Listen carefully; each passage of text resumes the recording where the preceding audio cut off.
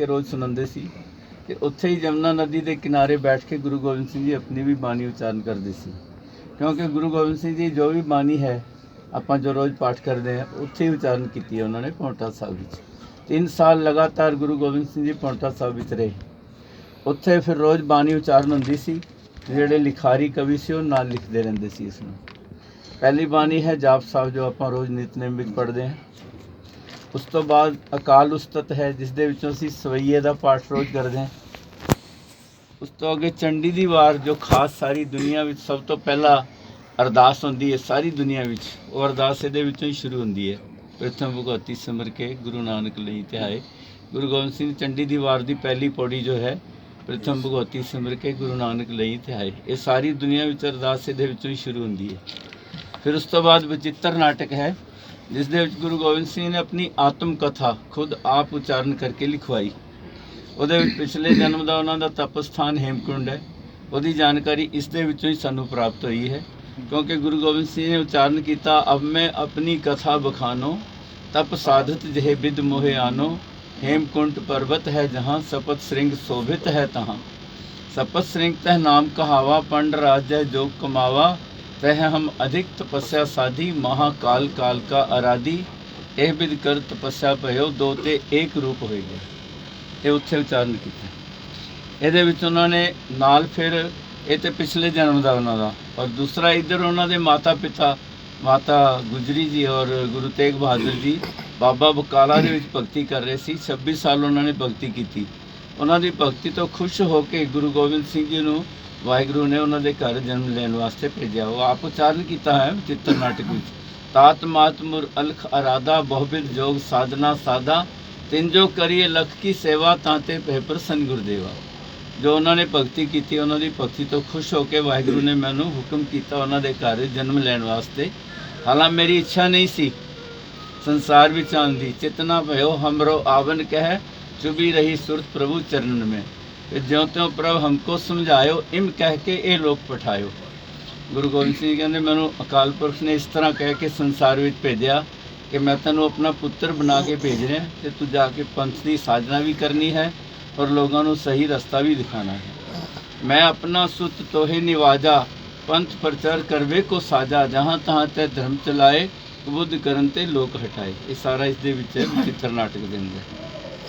उस तो बाद फिर गुरु गोबिंद सिंह जी तिन प्रभ जब आयस मोहे दिया तब हम जन्म कलू मिले। मैनू हुक्म किया तो फिर मैं जन्म लिया, और जिस वेले मेरा जन्म होया उस वेले मेरे माता पिता पूर्व की यात्रा ते गए हुए सी पटना साहब विच सीगे। तही प्रकाश हमारा भयो पटना शहर विखे पौ गए, उत्थे मेरा जन्म होया।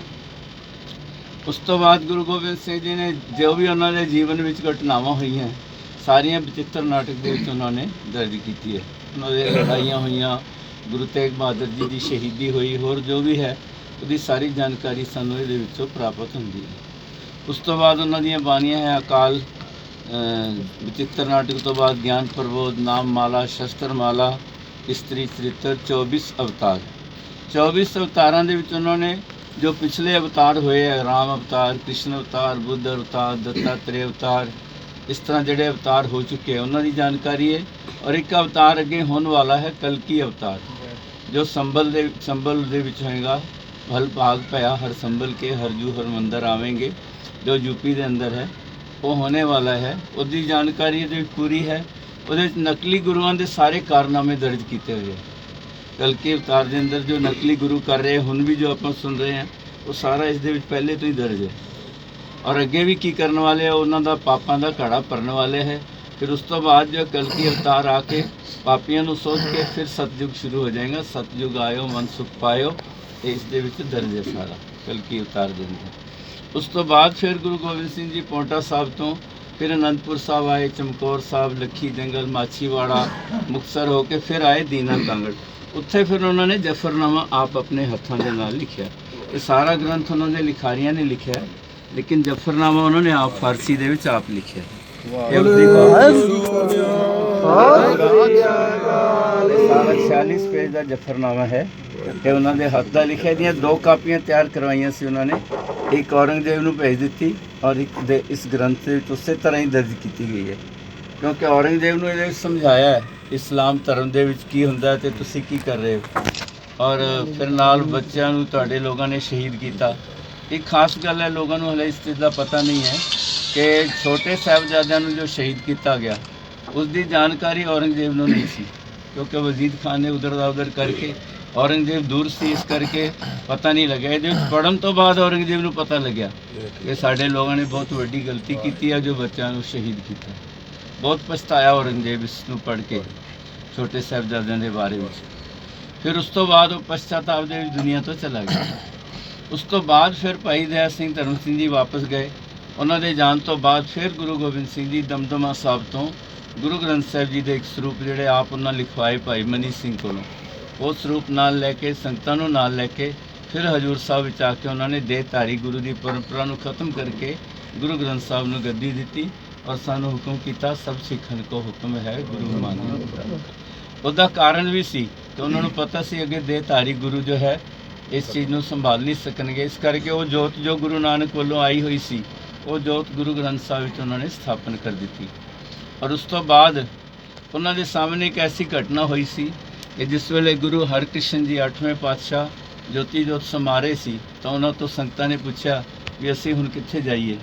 ਤਾਂ ਹੁਕਮ ਹੋਇਆ ਬਾਬਾ ਬਕਾਲੇ। ਬਾਬਾ ਬਕਾਲੇ ਜਿਸ ਵੇਲੇ ਸੰਗਤਾਂ ਆਈਆਂ ਤੇ ਉੱਥੇ ਨਕਲੀ ਗੁਰੂਆਂ ਦੀਆਂ ਲਾਈਨਾਂ ਲੱਗੀਆਂ ਹੋਈਆਂ ਸੀ, 22 ਗੁਰੂ ਬਣ ਕੇ ਬੈਠੇ ਹੋਏ ਸੀ ਉੱਥੇ। ਫਿਰ ਮੱਖਣ ਸਿੰਘ ਬਾਣੇ ਨੇ ਜਦੋਂ ਆ ਕੇ ਗੁਰੂ ਤੇਗ ਬਹਾਦਰ ਜੀ ਨੂੰ ਪ੍ਰਗਟ ਕੀਤਾ, ਫਿਰ ਉਹ ਸਾਰੇ ਨਕਲੀ ਗੁਰੂ ਦੌੜ ਗਏ। ਉਸ ਤੋਂ ਬਾਅਦ ਇਸ ਕਰਕੇ ਗੁਰੂ ਗੋਬਿੰਦ ਸਿੰਘ ਜੀ ਨੇ ਫਿਰ ਦੇਹਧਾਰੀ ਗੁਰੂ ਦੀ ਪਰੰਪਰਾ ਨੂੰ ਖਤਮ ਕੀਤਾ। ਆਪ ਗੁਰੂ ਗ੍ਰੰਥ ਸਾਹਿਬ ਜੀ ਦਾ